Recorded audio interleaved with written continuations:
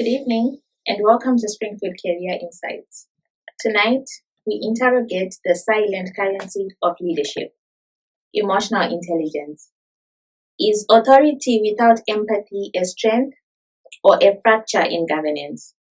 We explore how ministers, entrusted with national dignity, either elevate institutions through emotional clarity or corrode them through blind leadership.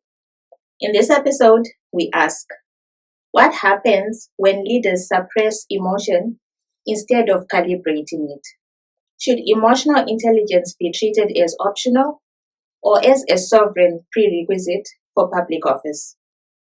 We are joined by His Excellency Dr. Godfrey Gandawa, President of Springfield Research University, legal strategist, and architect of Education 6.0. His work reframes leadership as a covenant of empathy, not a performance of proximity. Welcome, President. We are honored to host you. Thank you, Advocate. At Springfield, we believe that leadership must be emotionally legible, anchored in empathy, calibrated in authority, and accountable to the dignity of the people it serves. Thank you, Professor. How do you define emotional intelligence in ministerial leadership? Thank you, Advocate. So, emotional intelligence in ministerial leadership is not a soft accessory. It is the very pulse of governance. It is the leader's ability to hear the heartbeat of a nation, to translate the silent cries of the people into policy, and to temper power with empathy. It is the discipline of mastering one's own storms before commanding the ship of the state.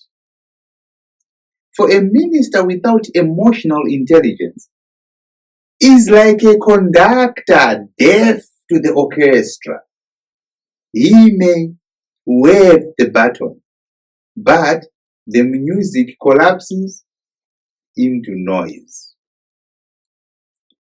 True emotional intelligence is the fusion of restraint and resonance, the courage to listen before speaking, the wisdom to feel before deciding, and the humility to serve before ruling.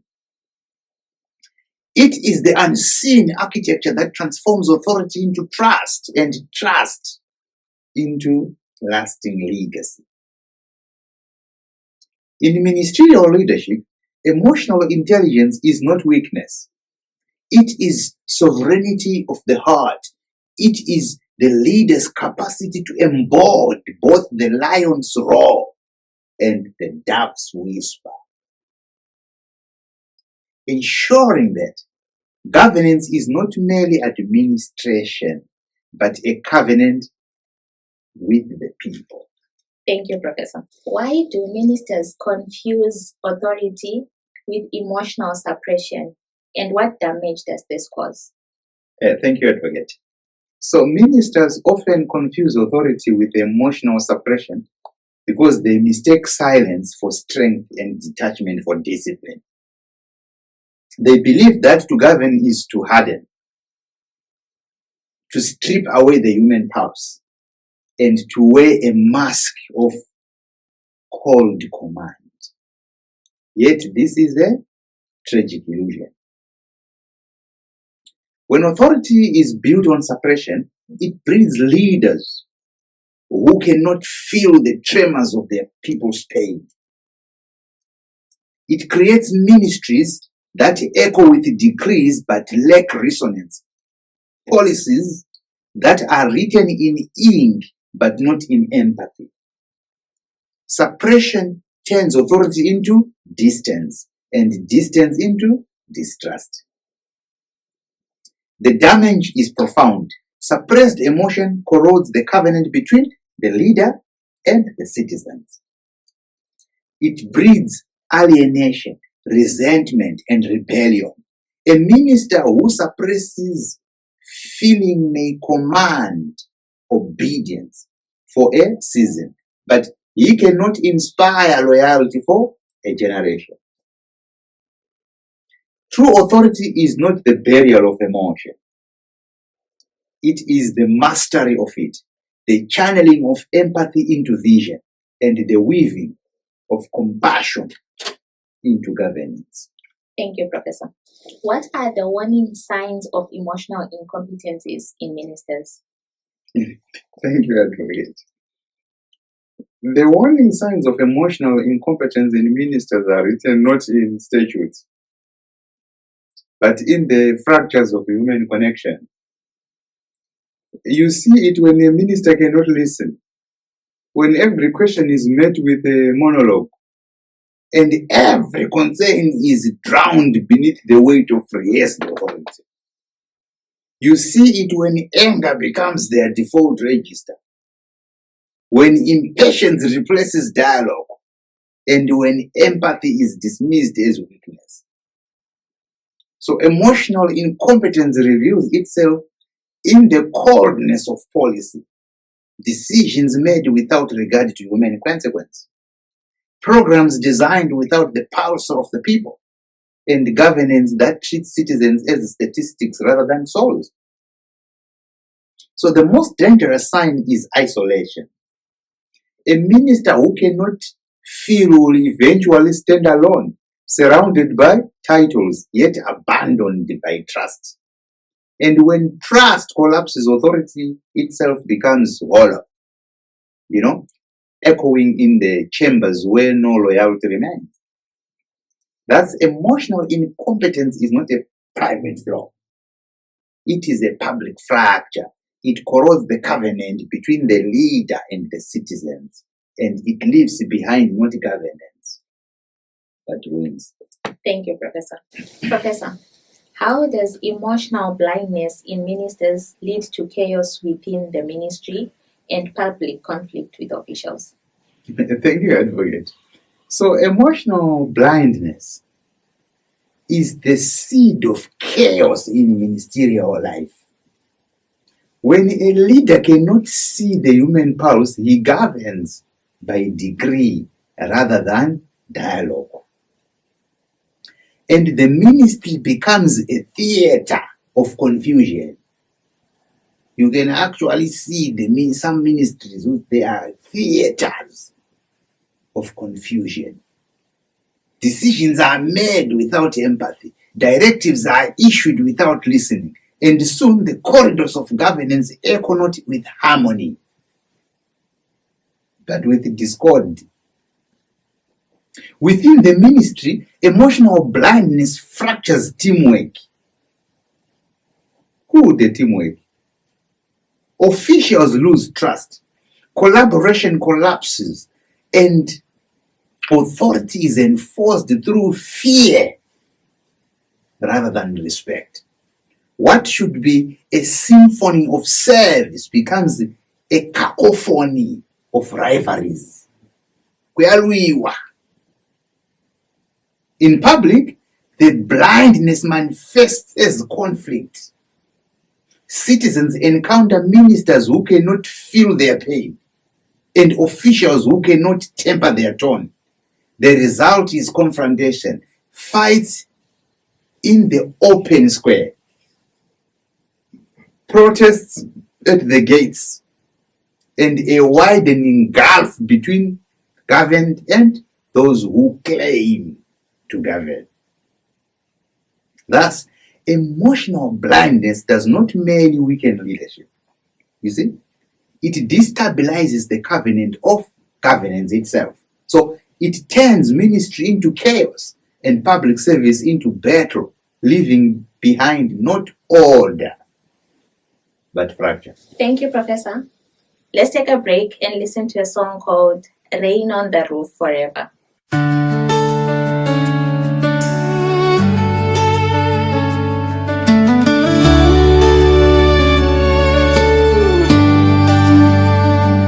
Thunder came without a warning. The sky forgot its blue, but you stayed beneath my trembling roof like storms were nothing new. No shelter built of promises, no walls to keep you dry. Just your heart beside my chaos, and your gaze that asks not why. Rain on the roof of forever. You stayed when others ran. Kiabonga when she. You held me through the flood and flame. Rain kept falling, but you remained.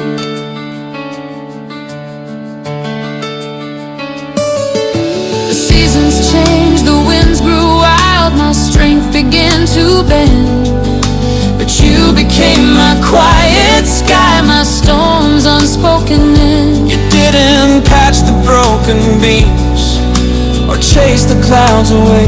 You simply stayed, and in your stay, you taught me how to rain on the roof of forever. You stayed through every cry. Ngiyavuma uthando lwakho luhlala.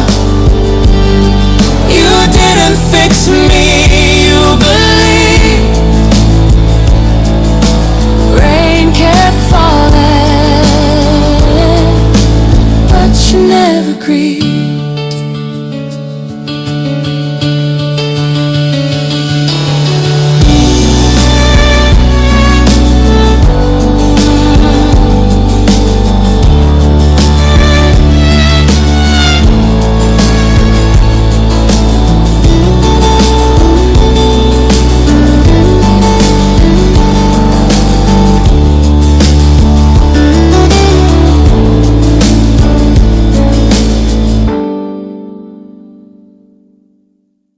Welcome back.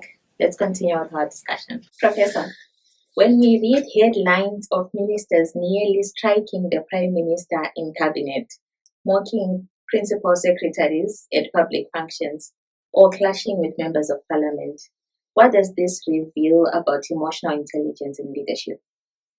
Thank you, Advocate.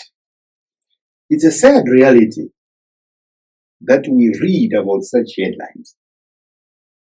So when a headline scream of ministers nearly striking the Prime Minister in cabinet, mocking principal secretaries in public functions, or clashing with members of parliament, they are not merely reporting scandal.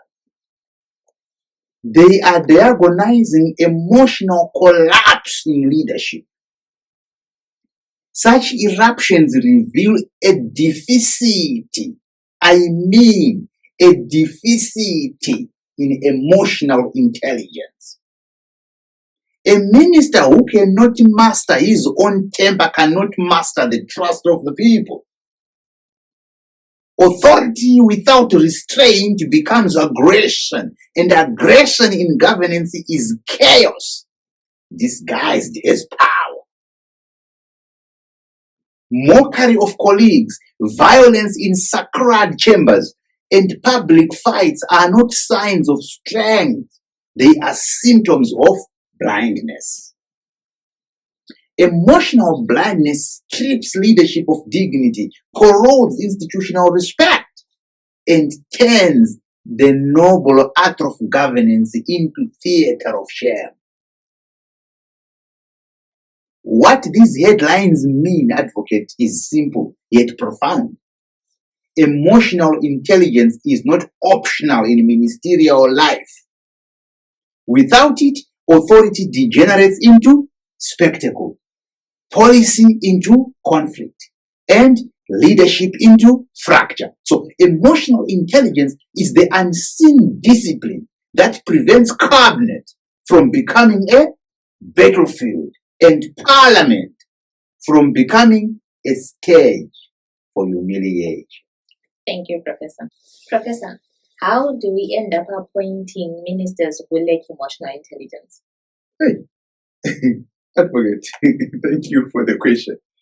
So, we end up appointing ministers without emotional intelligence because our systems often prize loyalty above wisdom, rhetoric above restraint, and political survival above human sensitivity.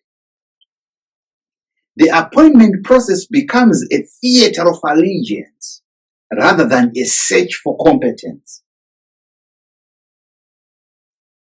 In such a climate, the loudest voices drown out the most thoughtful ones. Those who can flatter power rise, while those who can feel the people's pulse are sidelined. Emotional intelligence is dismissed as softness and aggression mistaken for strength. So the result is tragic. Ministries led by men and women who can command but cannot connect, who can legislate but cannot listen. So these appointments plant seeds of chaos because authority without empathy cannot sustain trust. Thus, in the crisis is not only in the ministers themselves, it is the architecture of appointment. You see? So until we value emotional intelligence as highly as technical skills, we will continue to enthrone leaders who govern with noise, but not with the heart. Thank you, Professor. Professor, since ministers are appointed directly by head of states, is emotional intelligence something that can be ensured at the point of appointment? Thank you, Advocate. Yes, emotional intelligence can and must be ensured at the point of appointment, but only if a head of state treats it as a sovereign qualification, not a hidden virtue. Too often, appointments are made on the basis of loyalty, political arithmetic, or lineage, while the deeper qualities of empathy, restraint, and resonance with the people are ignored. So, head of states hold the sacred power to shape the moral tone of governance. So, if they appoint ministers who cannot command, but who can command rather, but not connect, they enthrone chaos. But if they appoint ministers who embody emotional intelligence, they enthrone covenant, leaders who can govern both mind and heart. Thus, the correction lies not in the panels or committees, but in the wisdom of the appointing authority. So, emotional intelligence must be weighed as heavily as technical skill, for without it, ministries become arenas of conflict. With it, governance becomes what? A lingers of trust. Thank you, Professor. Professor, when we see ministers behaving like hooligans, should we blame head of state or is there more to it? Thank you, Advocate. So, the blame cannot rest on the head of state alone. You see? But I would say yes, presidents and kings hold the sacred power of appointment. But they do not know every elected member of parliament personally. You see? So, they must rely on the machinery of national intelligence, on the vetting reports, on the constitutional filters that are meant to separate competence from chaos. When those systems fail, when vetting is shallow, when reports are compromised, when emotional intelligence is ignored, then the head of state is misled into appointing ministers who carry titles but lack temperament. You see? The fault is therefore shared. The sovereign hand appoints, but the national intelligence prepares the list. If the list is poisoned, the appointment will be poisoned too. Most constitutions are clear. Ministers are drawn from elected MPs, with only a few appointed directly for their skills. This means the nation's intelligence services bear a heavy responsibility. They must ensure that those who pass through the gates of parliament are not only politically legitimate, but emotionally competent. Advocate. Thus, when a minister descends into hooliganism, it is not only a reflection of the head state's judgment, it is an indictment of the national intelligence that failed to filter, failed to warn, and failed to protect the dignity of governance. Thank you, Professor. Professor, what are the risks of allowing an emotionally incompetent minister to continue in a ministry? Thank you, Advocate. The risks are grave. For an emotionally incompetent minister is not merely a weak leader. He is a contagion within the body of governance. First, the ministry itself decays. Emotional incompetence breeds fear instead of respect, confusion instead of clarity, and rivalry instead of teamwork. Officials lose trust, morale collapses, and the machinery of service grinds into dysfunction. Second, policy becomes reckless. A minister who cannot feel will legislate without listening, allocate without compassion, and reform without resonance. So such policies may look neat in documents, but they collapse in practice, leaving citizens alienated and angry. Finally, the nation's dignity is scarred. Public quarrels, reckless statements, and chaotic conduct erodes trust in government. Citizens begin to see leadership not as covenant but as spectacle, and unrest becomes inevitable. So that's the risk is not only administrative, Advocate, it is existential.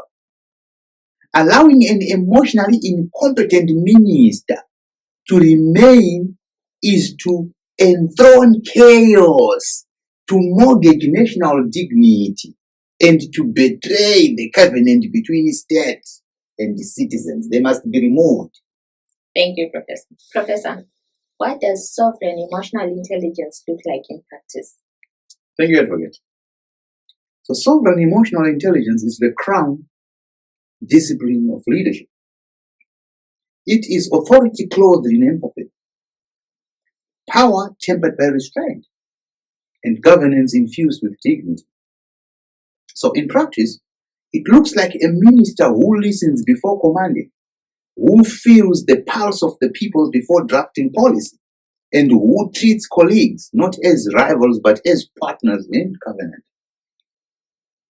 It is the ability to master one's own storms so that the ministry does not become a theater of chaos. Sovereign emotional intelligence is visible in the small gestures. A leader who calms tension in cabinet with measured words, who honors the dignity of officials in public, who transforms criticism into dialogue rather than conflict. So above all, it is the unseen architecture that preserves national dignity. It ensures that authority is not exercised as domination, but as stewardship, not as noise, but as resonance. So in practice, Sovereign emotional intelligence is the lion's roar restrained by wisdom and the dove's whisper amplified by courage. Thank you, Professor. Professor, how can ministers rebuild trust after emotional failure? Thank you, Advocate. Trust, once broken, is not rebuilt by decree. It is rebuilt by discipline. A minister who has failed emotionally must first acknowledge the wound. For denial deepens fracture while confession begins healing. Rebuilding trust requires humility in action, listening where once they shouted, serving where once they demanded, and honoring colleagues and citizens with dignity where once they mocked or dismissed. It is the slow art of consistency, showing restraint in cabinet, restraint in public, and empathy in policy.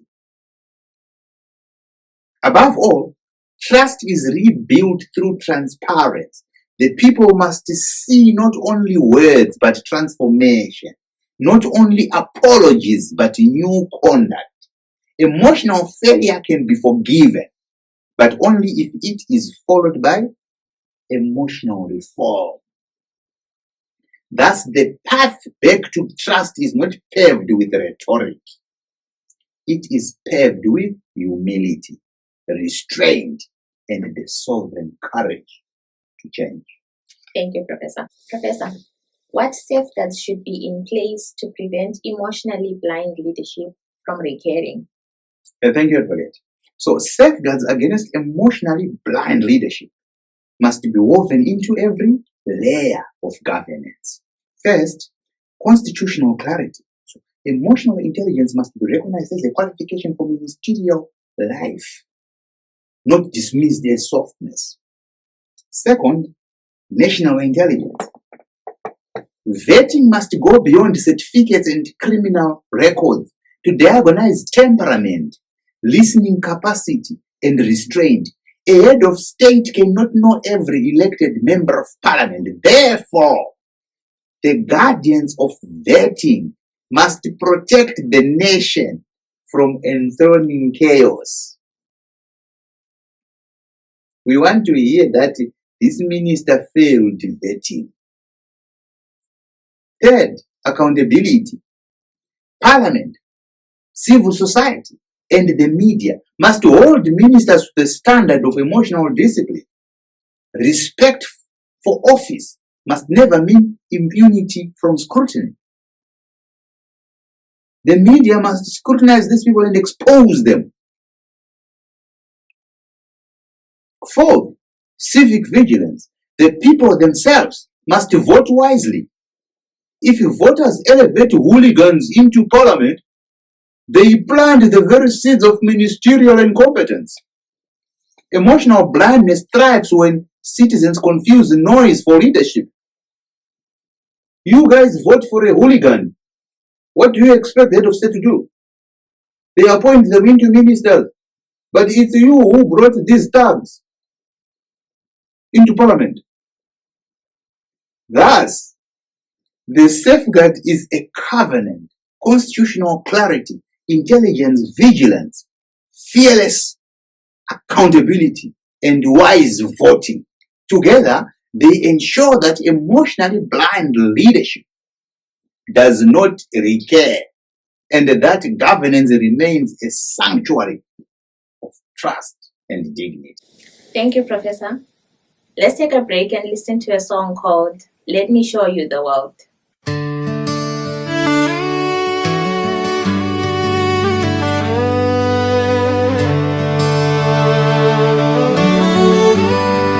You waited in silence. You carried the ache. You held the horizon I feared I would break. But now the gate's open, the lanterns align. Let me show you the world that was always yours and mine.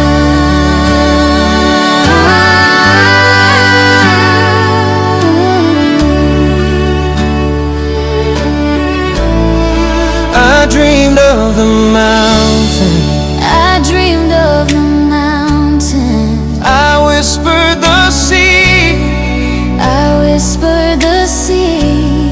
But I never imagined you'd come back for me. Now joy is returning, now love takes the lead. Let me walk you through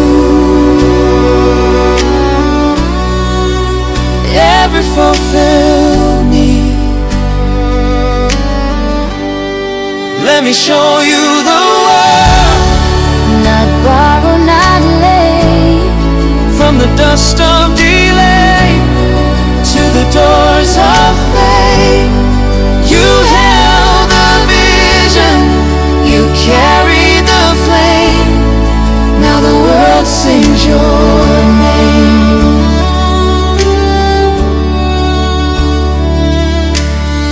She didn't ask for proof, she didn't ask for maps. She waited, and now I bring her the world.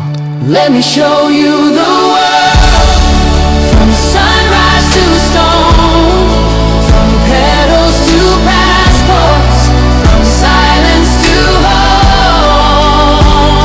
You were the dream I dared not unfold. Yakuhambi semflaveni, gobutandole tu selubutiwe. Let me take you across the world, because our love is now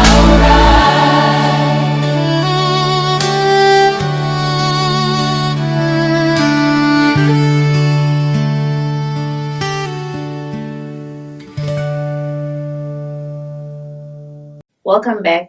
Let's continue with our discussion. Professor, what boundaries must ministers set to ensure their emotions serve governance rather than harm it? Thank you, Advocate. Ministers must set boundaries that transform emotion from chaos into covenant. First, the boundary of self-discipline. A minister must master his temper before he masters policy. Anger must be restrained, impatience must be tamed, and personal storms must never spill into the corridors of governance. Second, the boundary of respect. Colleagues, officials, and citizens must be treated with dignity, even in disagreement. Mockery, humiliation, and public quarrels must be banished, for respect is the soil in which trust grows. Third, the boundary of separation. Private frustrations must never dictate public decisions. A minister must distinguish between personal grievance and national duty, ensuring that governance is guided by principle, not by mood. Finally, the boundary of reflection. So every decision must be weighed not only for its technical soundness, but for its emotional resonance. Policies must breathe the air of the people, and emotions must serve as instruments of connection, not weapons of destruction. So that's boundaries are not cages, they are safeguards. They ensure that emotion becomes a servant of governance, not its saboteur. Thank you, Professor. Professor, what policies would you recommend to make emotional intelligence a leadership prerequisite? Thank you, Advocate. To make emotional intelligence a leadership prerequisite, nations must legislate dignity into governance.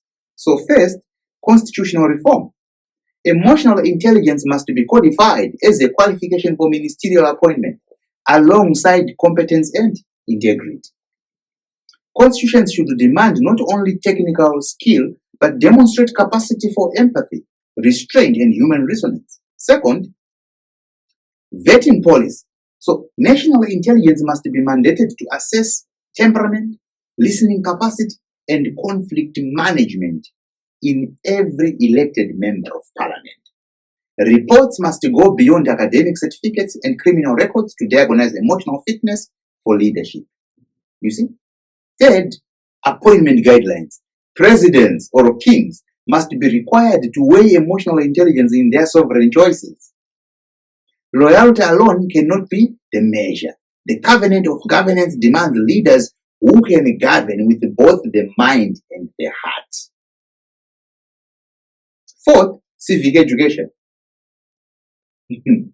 Voters must be taught to value emotional intelligence when choosing legislators.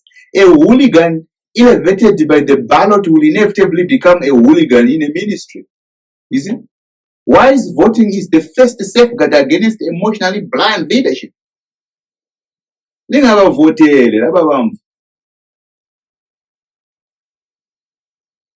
Thus, the policy framework is fourfold. You see? Constitutional clarity, intelligence vetting, sovereign responsibility, and civic wisdom. Together, they transform emotional intelligence from hidden virtue into sacred qualification. Wow, this is amazing. Let's take a commercial break and stay tuned. At Springfield Research University, we don't teach to pass exams, we encode futures.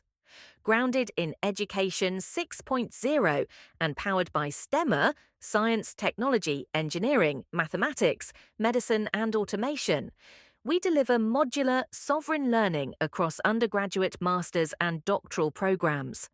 Explore our prospectus, where every curriculum is designed to STEMatize every discipline, dignify local authorship, and credential transformative knowledge. Be STEMatized, be sovereign. Here, knowledge is authored, not borrowed. Curriculum is credentialed, not copied.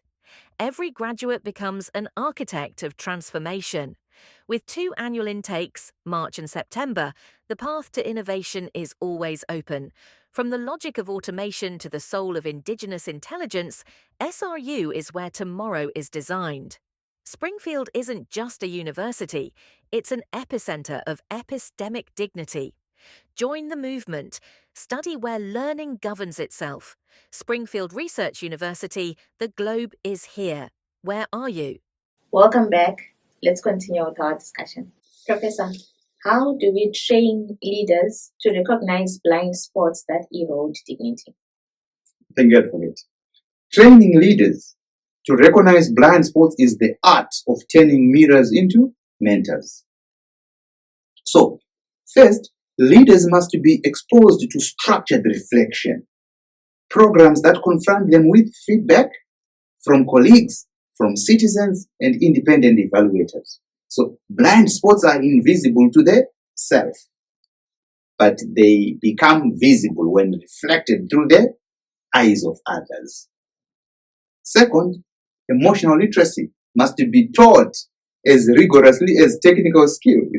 Leaders must learn to name their emotions, trace their triggers, and measure their impact. Without this discipline, arrogance masquerades as confidence and recklessness as decisiveness.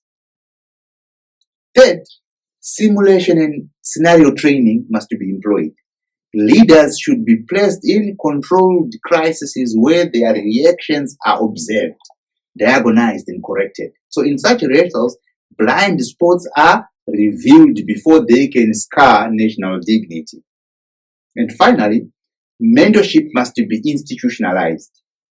Senior statesmen, civic elders, and seasoned administrators must guide younger leaders, pointing out their cracks they cannot see. So blind spots erode dignity only when they remain unacknowledged. Mentorship ensures they are named, faced, and healed. That training is not about punishment, so it is about illumination. It equips leaders to see themselves clearly so that governance remains a sanctuary of dignity rather than a theater of failure. Thank you, Professor. Finally, Professor, if you could issue one decree to ministers lacking emotional intelligence, what would it be? Thank you, Advocate. My decree would be simple yet sovereign. Master yourself before you attempt to master the nation. No minister shall govern until he has proven the discipline to restrain his temper, the humility to honor colleagues, and the empathy to feel the pulse of the people. Emotional intelligence is not a suggestion. It is a commandment of leadership. Let this decree stand. Those who cannot govern their emotions shall not govern ministries. For authority without restraint is aggression, and aggression in governance is betrayal. Only ministers who embody emotional intelligence shall be entrusted with the covenant of national dignity. Thank you for having me. Thank you, President, for reframing emotional intelligence not as a sentiment, but as sovereign leadership. Your insistence on empathy, calibrated authority, and institutional trust reminds us that governance without emotional clarity is governance without dignity. To our audience, if you are ready to embed emotional intelligence into leadership, recalibrate authority with empathy, and design institutions that feel as well as think, Springfield Research University awaits you. Visit www.springfieldresearchuniversity.net and join the mission to structure leadership with sovereign clarity. That brings us to the end of this diagnostic edition of Springfield Career Insights. May tonight's reflections provoke empathy, reform, and institutional renewal. I am Clarence, your host. Good night.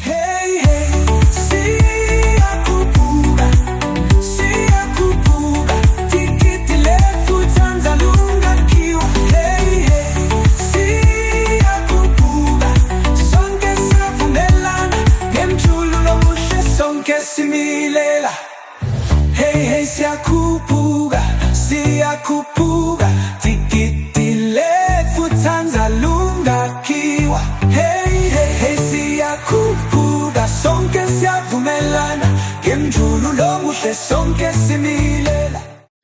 This is Springfield Research University, February 2026 enrollment intake. Greetings of the day.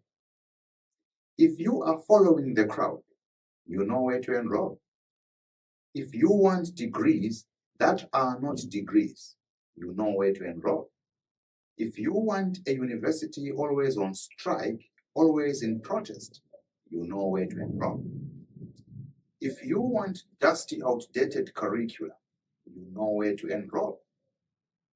If you want to train for dead industries, you know where to enroll. But if you want to train for jobs of the future, come to Springfield. If you want to study Education 6.0, come to Springfield. If you want to be systematized, to modernize and industrialize, come to Springfield. If you want to join visionaries and architects of the future, come to Springfield. At Springfield, we do more than award degrees. We mold leaders. Here, dignity is non-negotiable. The be-all belongs to the street, not the classroom. Rascal dressing, hooligan behavior, hell-tinting fads, those are the trademarks of other campuses, not Springfield. Springfield Research University is where discipline meets destiny, where parents know their children are shaped into visionaries, not drifters, where character is forged along competence. We are here to shape the future of your children and your career. We are not a university of protests. We are a university of standards. Here, expectations are high. Here, discipline is destiny. Here, excellency is the minimum, not the maximum. Springfield Research University, where visionaries are molded, where leaders are born, where futures are forged. For those serious about their future, Springfield is the destination. If your future matters, Springfield is where it begins.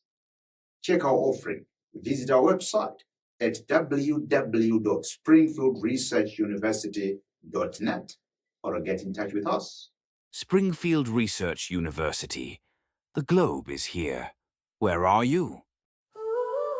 In the heart of Springfield, where dreams ignite, a beacon of knowledge shining bright. Science, technology, engineering and more, medicine and automation we explore. Springfield leads in the way, education seeks rose up a new day. Leadership, knowledge, skills we hone, industry, manufacturing, entrepreneurship grown.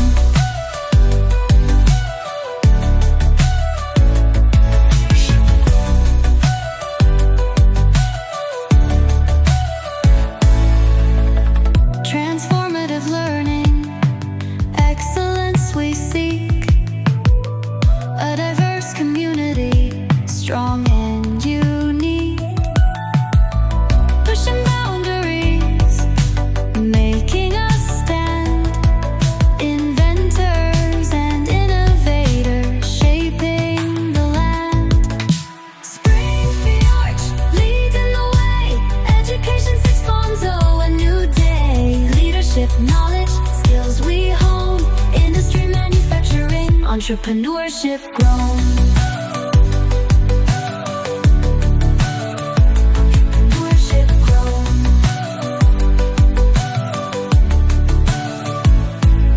With dramatic strings and synths so bold, our story of progress proudly told. Collaborative minds, humans and machines, redefining learning, fulfilling dreams. In an era of tech, the future unfolds. Springfield's mission, strong and bold, guiding the next generation, lighting the path for a world transformed. We lead the math. Final Springfield leads in the way, education 16 oh, a new day. Leadership, knowledge, skills we hone, industry, manufacturing, entrepreneurship grown.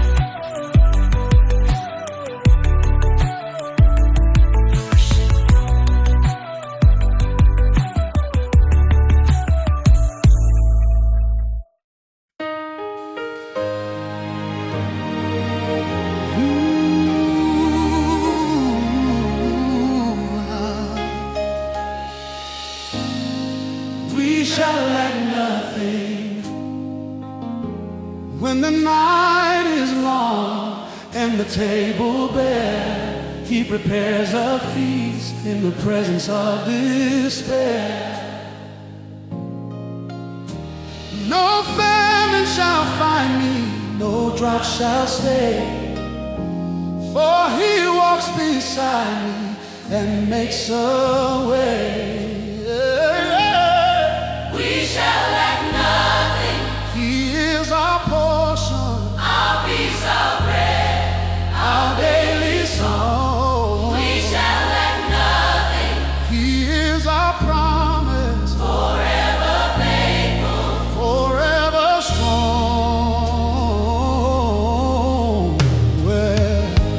When the well runs dry And the fields don't bloom. He sends the rain and clears the gloom. My cup runs over, My soul restored. provision flows from the heart of the Lord. Iadumisa. Anche sueli luto, I praise you. I lack nothing.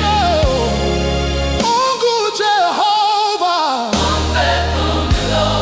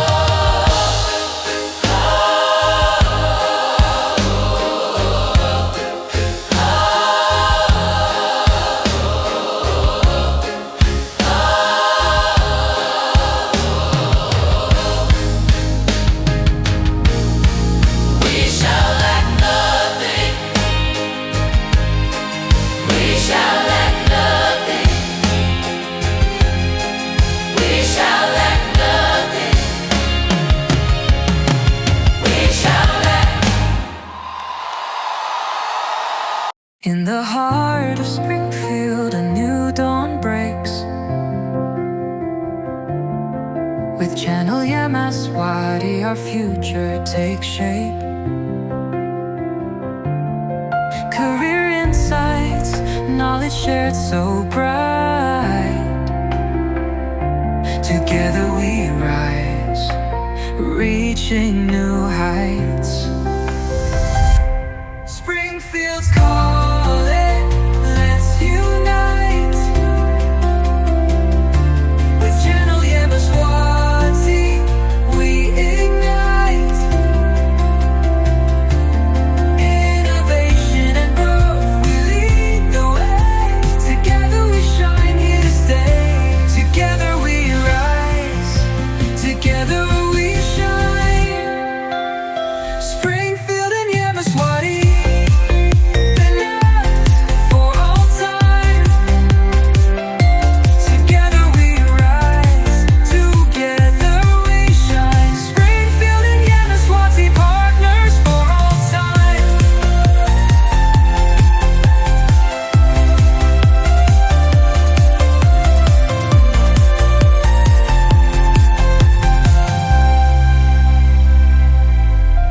Celebration time, our vision clear. With collaboration, there's nothing to fear. Education and research, hand in hand. Building a future where dreams will stand. Springfield's calling, let's unite. With Channel Yamaswati, we ignite. Innovation and growth, we lead the way. Together we shine, here to stay. Together we rise, together we shine. Springfield and Yamaswati, all proud, all time. Springfield and Yamaswati, partners for all time. Doors are opening to a world so grand. In STEM fields we proudly stand. Channel Yamaswati, our guiding light. Together we conquer, our future bright.